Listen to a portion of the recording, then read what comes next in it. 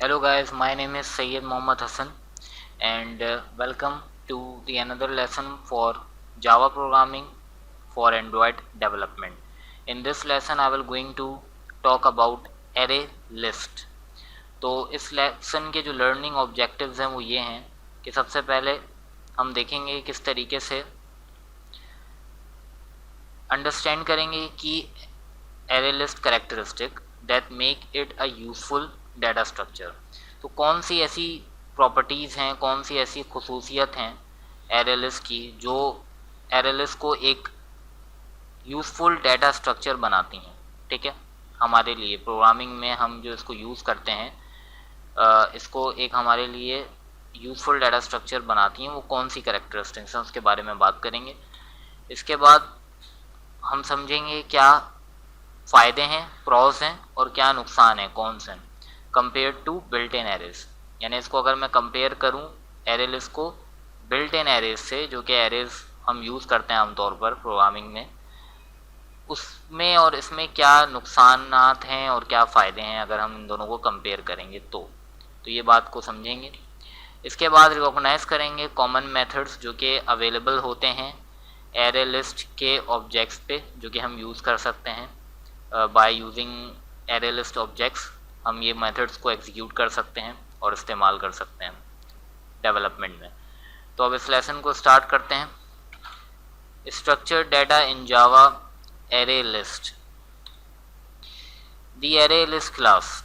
Array list is a class in the Java collections framework. It implements the list interface. Array list क्या है? एक class है जो कि जावा कलेक्शंस फ्रेमवर्क से ताल्लुक़ रखती है।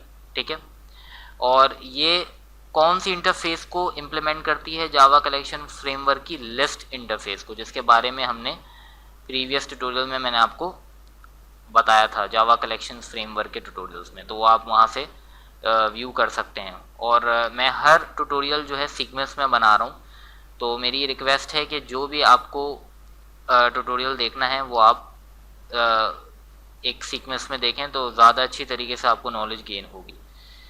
इसके बाद an array list serves the same purpose as an array. Array list जो है वो सेम काम करती है जो कि एक एरे करती है, except that array list support dynamic arrays that can grow as needed while the program is running. लेकिन इसमें सिर्फ जो डिफरेंस है एरे लिस्ट में वो ये है कि एरे लिस्ट जो है वो डायनेमिक एरेज को सपोर्ट करती है। डायनेमिक से मुराद कोई ऐसी चीज़ जो कि चेंज हो सके। ठीक है, अब वो क्या चीज़ है जो चेंज होती है? वो इसका साइज़ है।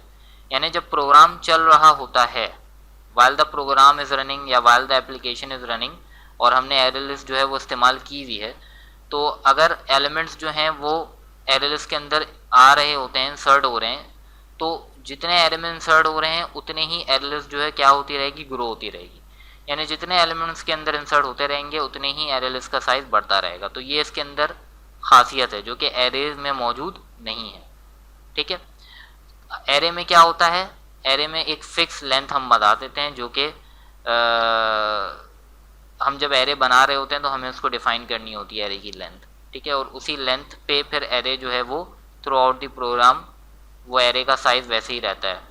अगर हमें एरे का साइज़ चेंज करना होगा तो हमें दोबारा से एरे बनानी पड़ेगी। ठीक है, लेकिन एरे लिस्ट के अंदर हमें ये काम नहीं करना पड़ता है।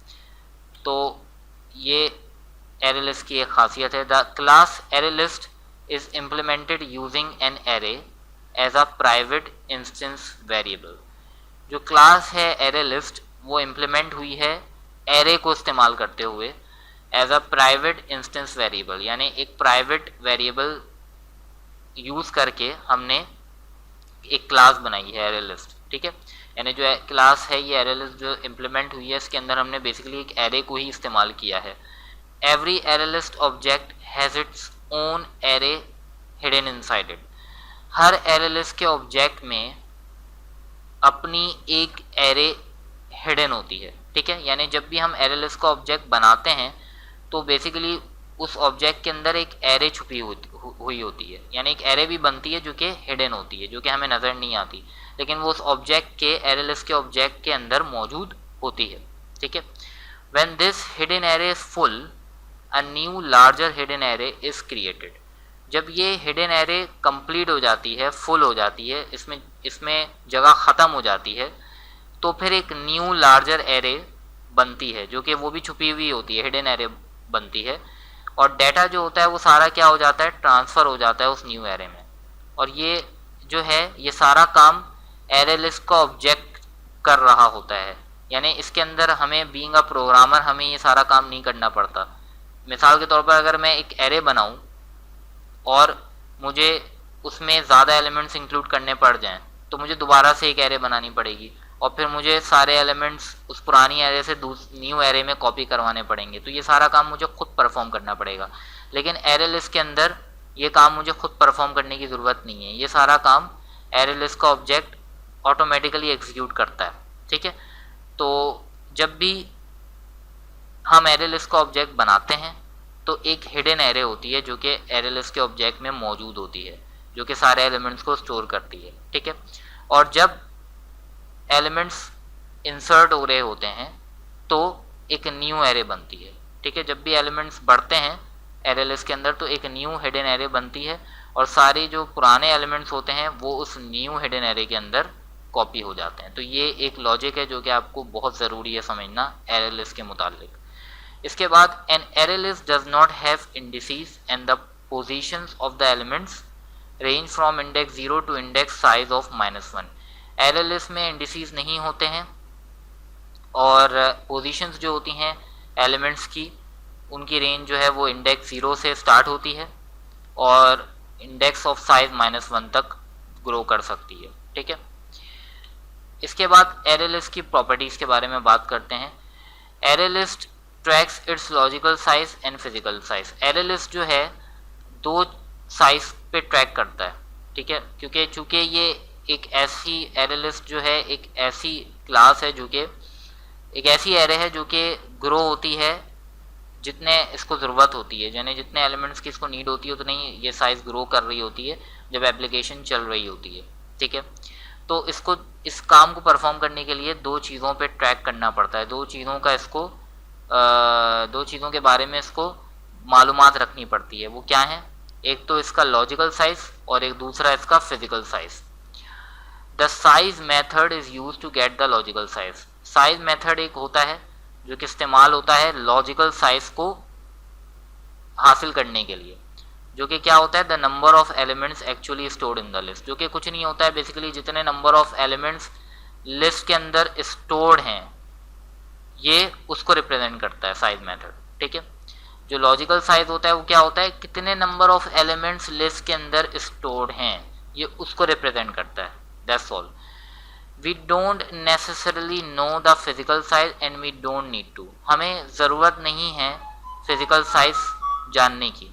ठीक है, और ना ही हमें ये पता होता है कि एरे लिस्ट का फिजिकल साइज क्या है। फिजिकल साइज क्या होता है, फिजिकल साइज बेसिकली जो साइज ग्रो हो रहा होता है, जैसे ही एलिमेंट्स इंक्लूड हो रहे होते हैं और साइज जो होता है एरे लिस्ट का वो ग्रो हो रहा होता है। मिसाल के तौर पर 10 है, अगर 10 एलिमेंट्स है तो एरे लिस्ट का साइज 10 होगा, 11 है तो 11 होगा, 12 है तो 12 होगा। तो ये सारा काम हिडन होता है, छुपा हुआ होता है, ये हमें नज़र नहीं आ रहा होता है, हमें इसमें एरे नज़र नहीं आ रही होती कि एरे कितनी मौजूद है। ठीक है, हमें सिर्फ ये पता होता है कि जो है ये एरे लिस्ट जो है ये अपना साइज ग्रो करती रहेगी जैसे कि इसमें एलिमेंट्स जो हैं वो इंसर्ट होते रहेंगे।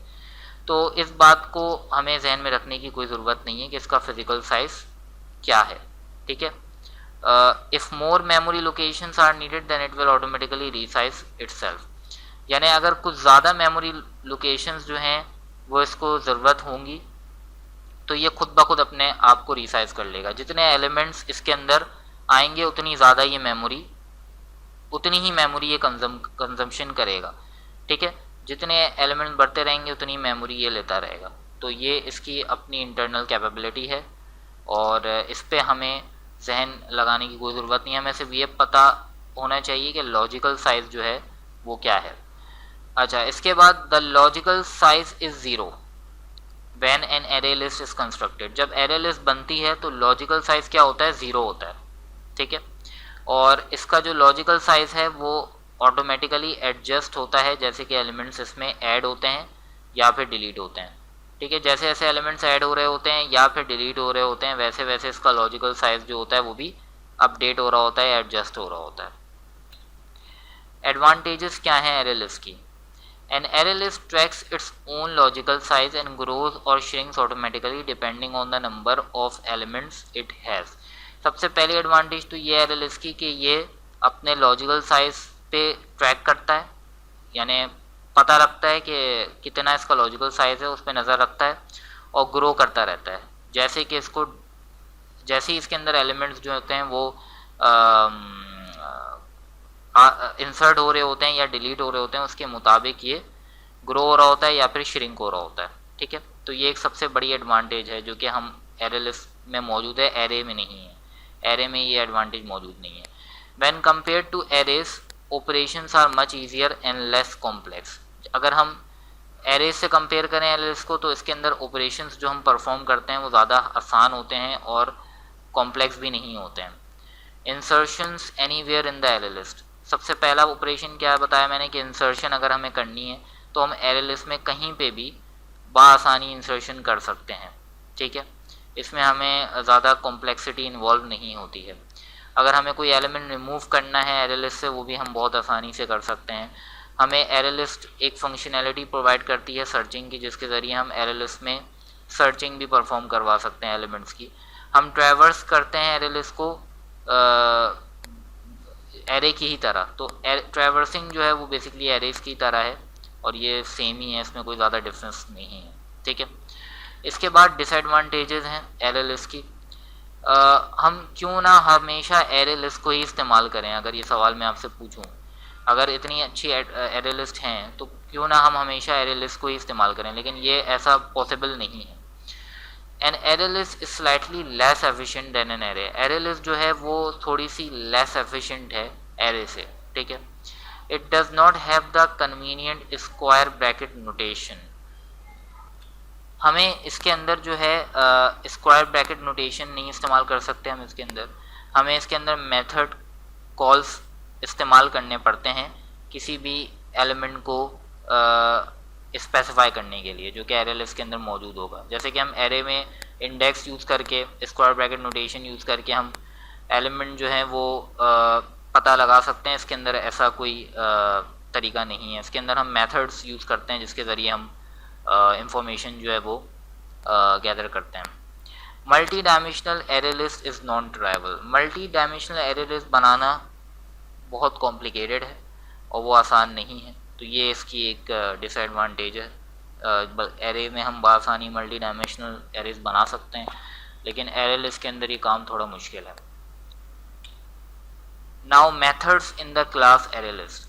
The tools for manipulating arrays consist only of the square brackets and the instance variable length.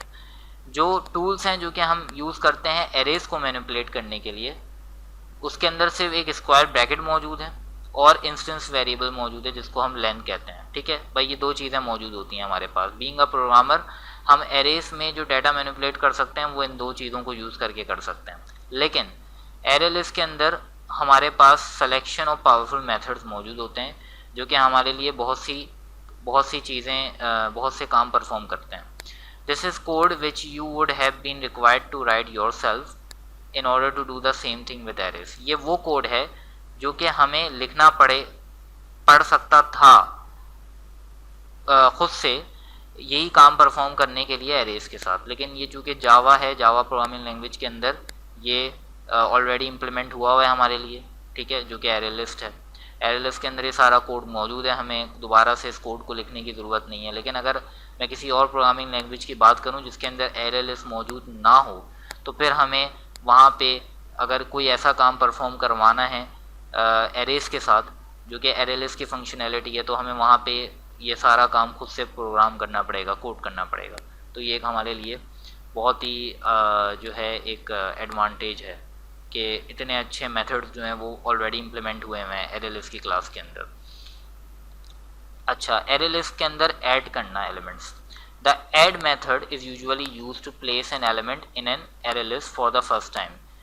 Add method हम इस्तेमाल करते हैं एलिमेंट को प्लेस करने के लिए एरे लिस्ट के अंदर। और इसके दो वर्जन्स हैं ऐड मेथड के। पहला जो वर्जन है उसके अंदर हम सिंगल पैरामीटर होता है इस मेथड का, और for the element to be added add the element to the next unused index that is at the end of the list. ये जो मेथड है ये क्या काम करता है, ये एक सिंगल पैरामीटर लेता है, और वो सिंगल पैरामीटर क्या होता है, सिर्फ एलिमेंट लेता है जो कि हमें ऐड करना है एरे लिस्ट में, और ये जो सबसे लास्ट जगह होती है एरे लिस्ट के अंदर उसके अंदर ये इसको इंसर्ट कर देता है उस एलिमेंट को, ठीक है। और दूसरा जो मेथड है वो दो पैरामीटर्स लेता है जिसमें इंडेक्स स्पेसिफाई हम करते हैं और एलिमेंट हम बताते हैं कि कौन सा एलिमेंट हमें ऐड करना है और किस इंडेक्स पे मुझे वो एलिमेंट ऐड करना है, ठीक है। तो इससे होता क्या है कि जब ये इंसर्शन परफॉर्म होती है तो जितने भी पीछे के एलिमेंट्स होते हैं वो शिफ्ट हो जाते हैं अप वन स्पॉट, ठीक है। यानी मिसाल के तौर पर जिस इंडेक्स पे एलिमेंट मैं इंसर्ट करवा रहा हूँ एरे लिस्ट के अंदर, उस इंडेक्स पे जो भी एलिमेंट मौजूद है वो आगे चला जाएगा, और उससे आगे जो भी मौजूद होगा वो भी आगे चला जाएगा। Now deleting from N array list, किस तरीके से हम डिलीशन रिमूविंग परफॉर्म कर सकते हैं। The remove method is use to delete an element in an array list. Remove method इस्तेमाल होता है एरे लिस्ट से एलिमेंट को डिलीट करने के लिए, रिमूव करने के लिए, ठीक है। और दो वर्जन्स होते हैं इसके। पहला वर्जन क्या करता है कि स्पेसिफाई करता है कि कौन सा ऑब्जेक्ट जो है वो डिलीट करना है, और ये उस ऑब्जेक्ट के फर्स्ट ऑकरेंस को डिलीट कर देता है and delete the first occurrence found of that object. मिसाल के तौर पर अगर मैंने एक एलिमेंट एप्पल है, ठीक है, मैंने एक स्ट्रिंग है एप्पल जो कि एरे लिस्ट के अंदर मौजूद है, वो दो जगह पे मैंने स्टोर किया हुआ है एरे लिस्ट के अंदर। तो अगर मैं उसको स्पेसिफाई करता हूँ तो ये उसके पहले ऑकरेंस को, जो सबसे पहले इसको मिलेगा, उस ऑकरेंस को ये डिलीट कर देगा, क्योंकि इसके अंदर मैं इंडेक्स नहीं बता रहा हूँ, ठीक है। और जो दूसरा वर्जन है इसका, उसके अंदर हम इंडेक्स भी बताते हैं कि किस इंडेक्स पे हमें एलिमेंट को रिमूव करना है। The other version specified the index, खाली हम इंडेक्स बताएंगे और जिस इंडेक्स पे वो जो भी एलिमेंट मौजूद होगा ये उसको डिलीट कर देगा। और इन दोनों मेथड्स में क्या होगा, सब्सिक्वेंट एलिमेंट्स जो होंगे वो शिफ्टेड डाउन हो जाएंगे एक स्पॉट। शिफ्टेड डाउन का मतलब पीछे हो जाएंगे, यानी एरे लिस्ट में जो भी एलिमेंट्स मौजूद होंगे वो फिर पीछे हो जाएंगे। और इसमें क्या होगा, इसका साइज जो है वो डिक्रीज हो जाएगा बाय 1 डिलीट करने से, और जब हम इंसर्ट करते हैं तो साइज जो है वो बाय 1 इंक्रीज होता है, यानी एक साइज बढ़ जाता है।